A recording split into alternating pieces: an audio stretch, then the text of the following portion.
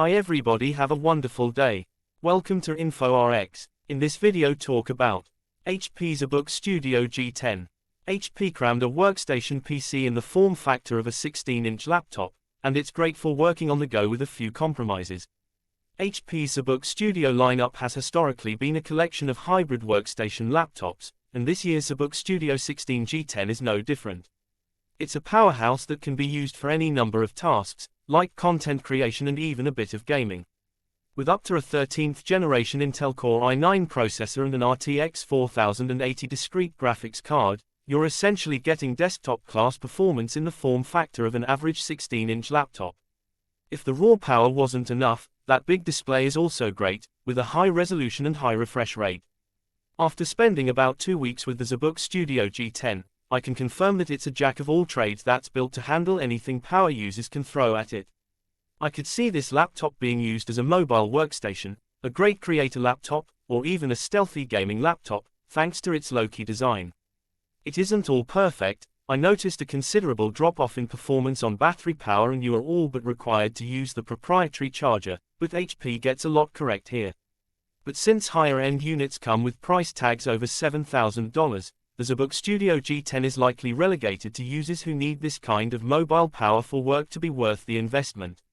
Pricing and availability. Let's get one thing out of the way first. There are so many different ZBook Studio 16 G10 configurations that it's hard to evaluate them all as just one laptop.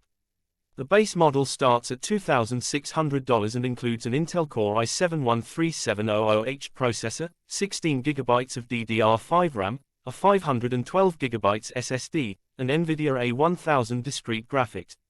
You can get it from HP and a few other retailers, like CDW, B&H, and Newegg. My review unit, which was actually hard to find on HP's website amidst all the configurations, starts at around $5,400 by comparison.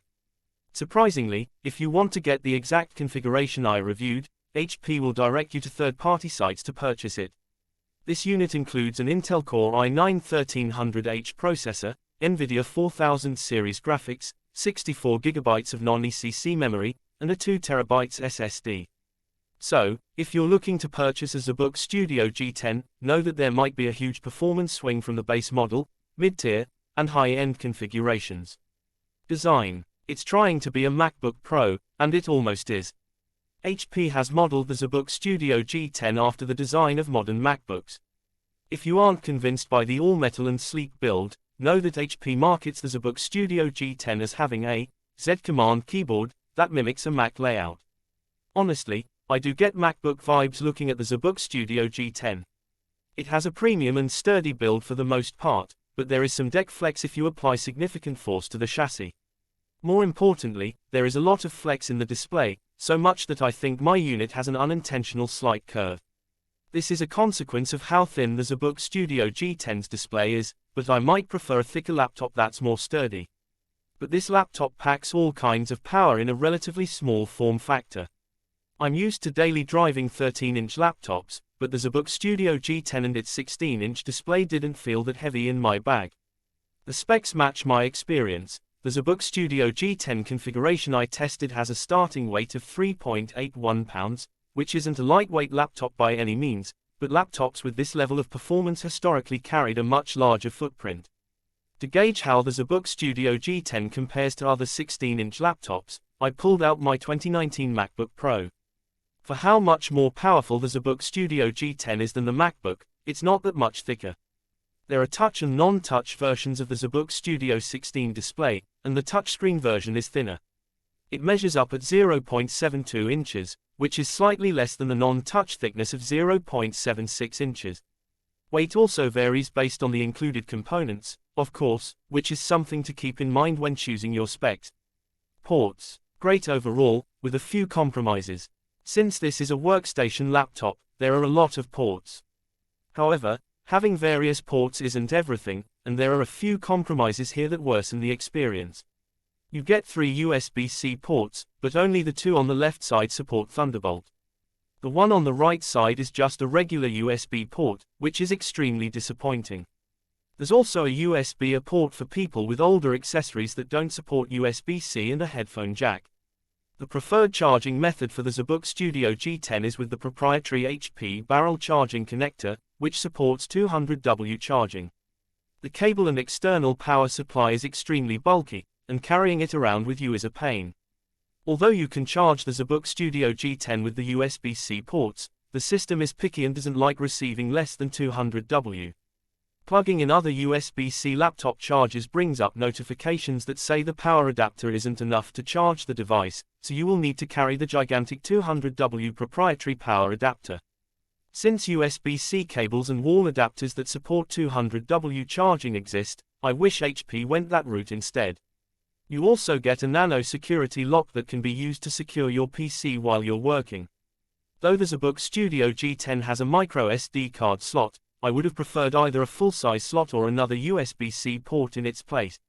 You can always adapt micro SD to full-size SD, but the reverse isn't as easy. We've seen Apple add the SD card slot back to the MacBook Pro lineup, so I don't see any reason why it couldn't be on the ZBook Studio G10. Keyboard and trackpad. Excellent backlit keyboard with RGB customization. If there's one word that describes the keyboard and touchpad experience on the ZBook Studio G10, it's resistance. It feels like it takes way more force to press the keys or touchpad than I'm used to on other laptops. The resistance wasn't a deal breaker, though, because after a few days, I adjusted and found the extra force required for each key press to create a more satisfying feel. The interesting part is that it doesn't feel like the ZBook Studio G10 keys have more travel.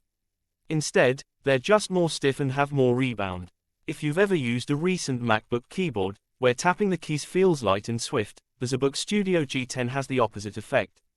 This laptop is designed for both productivity and gaming, and a key indicator of that is the RGB backlit keyboard. It ships with a standard white backlight preset, and if you don't mess around with the settings, you might never know that the keyboard supports custom RGB patterns. That's an intentional choice, and it makes this system look like a professional workstation by day or a gaming laptop by night. I played around with the Z Lightspace application, which is used to adjust the keyboard's color, and it's powerful. You can create multiple presets and trigger them manually or based on the app you're using. This isn't a reason why you buy the ZBook Studio, but it's a nice perk of owning one. The touchpad was a different story, though. Part of it may be due to the hardware, and some of it might be Windows' fault, but this touchpad is miles behind comparable Mac trackpads. The look and size are both there, but the feel is noticeably off. Gestures take a second or two to take effect on the screen, tapping the touchpad feels less responsive with limited feedback, and physically pressing the touchpad takes a lot of force. All of this makes this extremely powerful laptop feel sluggish. However, you can easily get around this with a good mouse. Display. An absolutely gorgeous panel with a slew of options. The ZBook Studio G10's display is excellent, and is perhaps the best laptop display I've laid eyes on. It has a matte finish that I prefer over standard glass panels with fairly small bezels. The top bezel has a 720p HD infrared camera stored inside, and it's decent for camera quality and convenient for face unlock. When that fails, there's also a fingerprint sensor under the arrow keys. If video calls are a huge part of your workflow, then a 1080p sensor or an external webcam might be preferred over the built-in camera. There are a few different display panels you can get with the ZBook Studio G10, but the one I received was a WQXGA Dreamcolor display. It has a fantastic 3840x2400 resolution, support for 120Hz refresh rates, and a 16:10 aspect ratio, which allows you to fit more vertical content on your screen. In daily use, the display looked bright and crisp in everything from casual web browsing to photo editing and gaming. It's hard to describe how great these high-resolution panels look in person until you see one for yourself. HP says that the screen achieves 100% coverage of the sRGB color gamut, and I was able to replicate that figure in my test. Support for P3 color was great as well, with this display covering 98% of the spectrum. However, support for NTSC and Adobe RGB wasn't as good, with support for 85% and 87% respectively. Performance. A big difference with AC and battery power. A big benefit to using the ZBook Studio G10 is undoubtedly the laptop's versatility. Throughout a normal day, I usually spend time writing, photo editing, and maybe gaming for a bit after all that is done. The cool part about the ZBook Studio G10 is that you can do all of those things, and you can do all smoothly. While I don't video edit on a day-to-day basis, every benchmark I tried suggests it would crush that use case as well. Perhaps the dream scenario for owning the ZBook Studio G10 is that the system can serve as your laptop, workstation, and gaming PC, all in a single device. For me, that dream scenario was achievable, with one condition: the laptop needed to be connected to power. There was a massive drop-off in performance when using battery power versus AC power, and it was noticeable before I even began benchmark testing. While my review unit could run Grand Theft Auto 5 at the maximum settings on AC power, it stuttered extremely playing with the same settings on battery. Turning the settings down to high and the resolution down a bit made the game playable again, but I used AC power whenever possible to get the best performance. It's worth noting that machines at this level of performance always perform better with AC power, but the difference was significant enough to be worth emphasizing here. I ran a bunch of benchmarks on the ZBook Studio G10, including Geekbench 6, PC Mark, 3D Mark, and Cinebench R24. All the benchmarks pointed to two conclusions. First, the ZBook Studio G10 is a killer creator laptop, putting up impressive numbers in tests related to content creation. Second, the performance drop-off between AC power and battery power is enough that you should always plug in when doing intensive tasks. That means if you're planning to use this laptop as a mobile workstation on battery power, you might need to reconsider. And performance isn't the only reason you'll want to stay close to an outlet. To put it lightly, the battery life on the ZBook Studio G10 isn't. I got around 2 or 3 hours on an average charge while just doing web research, writing, and photo editing. By comparison, my MacBook Air gets me around 6 to 10 hours on a single charge doing the same work. Even my Lenovo Yoga Book 9i, with dual screens in tow, can pull around 4 hours of use. Of course, there's a lot more power in the ZBook Studio G10 than the other options I mentioned, but it doesn't seem to matter whether you're actually using all of those resources at a given time. This laptop draws a lot of power regardless. You should buy the HP ZBook Studio 16 G10 if you need a sleek but powerful mobile workstation with a great display. You'll be working near a power outlet most of the time. You have a lot of money to spend. You should not buy the HP ZBook Studio 16 G10 if you need a power-efficient laptop with good battery life. You can get by with a cheaper Mac or a similar spec gaming laptop. You're on a budget. This laptop is a great buy for a specific type of person, one who needs a powerful Windows workstation that can be easily taken on the go. It has a great display, solid overall build quality, and is quite versatile, but considering the price point, which ranges from $2,600 to over $7,000, you need to be part of a refined niche for the ZBook Studio G10 to make sense. If you don't mind using macOS, you can get a MacBook Pro with similar performance for the same or a lower price. Or if you don't mind rocking an eccentric gaming laptop, you can get one of those at an equal or lower price as well, potentially with better specs.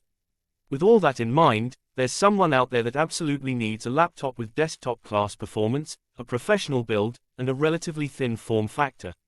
For that person, the HP ZBook Studio 16 G10 is absolutely a good choice. Thanks for watching this video. For more updates, touch with us. Comment below. What next?